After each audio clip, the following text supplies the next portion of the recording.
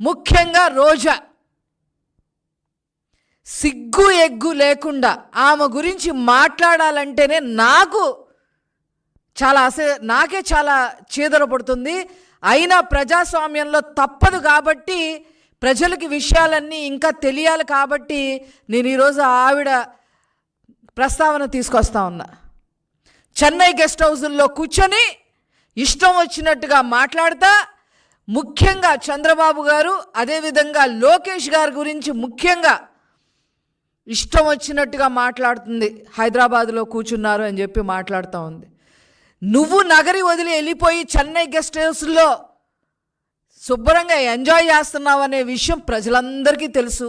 అంతకుముందు యూరప్ టూర్లు వెళ్ళి శుభ్రంగా ఎంజాయ్ చేసావని కూడా ప్రజలందరికీ తెలుసు.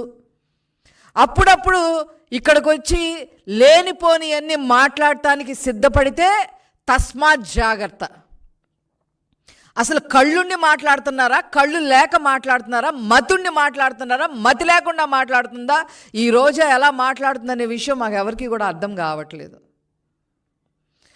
మోకాళ్ళ లోతు నీళ్లు వచ్చి ప్రజలు అల్లాడుతుంటే వాళ్ళ బాధని తన బాధగా చేసుకొని నారా చంద్రబాబు నాయుడు గారు కంటి నిండా కునుకు లేకుండా అహర్నిశలు కష్టపడుతూ ప్రజలకి నేనున్నాను అండగా అని భరోసానిస్తూ వాళ్ళకి తిండి దగ్గర నుంచి, వైద్యం దగ్గర నుంచి, సరుకుల దగ్గర నుంచి, వాళ్ళకి మానసికంగా భరోసానిచ్చే దగ్గర నుంచి, ఆ తర్వాత తీసుకోవాల్సిన చర్యలు అక్కడ ఏదైనా ఫైర్ ఇంజిన్ ద్వారా మట్టి తీసేయడం దగ్గర నుంచి, గర్భిణీ స్త్రీలని తరలించడం దగ్గర నుంచి, చిన్న పిల్లల్ని కాపాడటం దగ్గర నుంచి,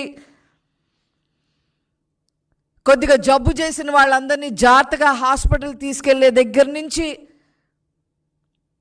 పునరావాస కేంద్రాలని నిరంతరం పర్యవేక్షణలో ఉంచుతూ అధికారులని అప్రమత్తం చేస్తూ, అట్లాగే నారా లోకేష్ గారు బుడమేరు గండ్లు పూడ్చడానికి విశ్వ ప్రయత్నం చేస్తూ అధికారుల్ని, అదేవిధంగా అక్కడున్న కాంట్రాక్టర్ని, ప్రజల్ని అందరినీ సమన్వయపరుస్తూ, మరి 1 నెల 2 నెలల్లో జరగాల్సిన పనులని 2 రోజుల్లోనే పూర్తయ్యే విధంగా యుద్ధ ప్రాతిపదికన మరి నారా లోకేష్ గారు అక్కడ అహర్నిశలు కష్టపడుతూ ఉంటే నీ కళ్ళకి కనిపించట్లేదా అని చెప్పి ఈ సందర్భంగా రోజా నేను అడగదలుచుకున్నా.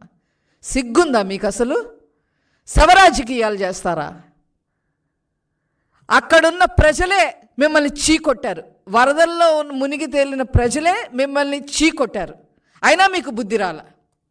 అసలు ఈవిడ ఏంటి, ఈవిడ చరిత్ర ఏంటి, ఈవిడ దేనికి మాట్లాడుతుంది, ఈవిడకున్న అర్హత ఏంటి? ఈ రోజాకి నీకున్న అర్హతలు ఏంటో నేను చెప్పనా? ఏపీఐసిసి చైర్మన్గా ఉంటూ కృష్ణపట్నం దగ్గర 11,000 ఎకరాలలో 2,000 ఎకరాలు 2,000కు పైన లావాదేవీలు జరిగితే నీ వాటా ఎంత తీసుకున్నావో ప్రజలందరికీ కూడా తెలుసు అని చెప్పి ఈ సందర్భంగా చెప్తున్నా. నువ్వు వరద బాధితుల గురించి, ముఖ్యంగా నారా లోకేష్ గారి గురించి మాట్లాడుతుంటే దయ్యాలు వేదాలు వల్లిస్తున్నట్టుగా ఉన్నాయి. అదేవిధంగా ఏపీ టూరిజం మినిస్టర్గా మీరు ఎన్ని దందాలు చేశారో ప్రజలందరికీ తెలుసు. సీఎంఓలో ఒక ప్రముఖ అధికారి మేనల్లుణ్ణి అక్కున చేర్చుకుని, అర్హత లేకపోయినా ఆర్టీసీలో పనిచేసే వ్యక్తిని అర్హత లేకపోయినా రాయలసీమకి డివిజనల్ మేనేజర్గా చేసి అతని ద్వారా తిరుమలలో ఎన్ని దందాలు చేశారో ప్రజలందరికీ తెలుసు అని చెప్పి ఈ సందర్భంగా తెలియజేస్తున్నా. మీరా మాట్లాడేది నారా లోకేష్ గారి గురించి, చంద్రబాబు గారి గురించి? అక్కడ దాకా ఎందుకు? కూటవేతు దూరంలో, అంటే జగన్మోహన్ రెడ్డి ఇంటికి కూటవేటు దూరంలో ఎన్ని ఎకరాలు కబ్జా చేశారో, ఆ కబ్జా చేసిన వాటికి మీ బినామీ పేరు, ఒక రెడ్డి గారి పేరు కూడా మాకు తెలుసు. ఆ రెడ్డి గారు ఉండబట్టలేక మీకోసం గెస్ట్ హౌస్లు కడుతున్న విషయమూ మాకు తెలుసు. మీరా నారా లోకేష్ గారి గురించి మాట్లాడేది? అసలు ఏం పని నీకు ఇక్కడ? మంగళగిరి నియోజకవర్గంలో జగన్మోహన్ రెడ్డి గారి ఇంటి పక్కన 100 కిలో ఎన్ని ఎకరాలు భూమి దందా చేశావు? అసలు నీకేం పని ఇక్కడ? అదేవిధంగా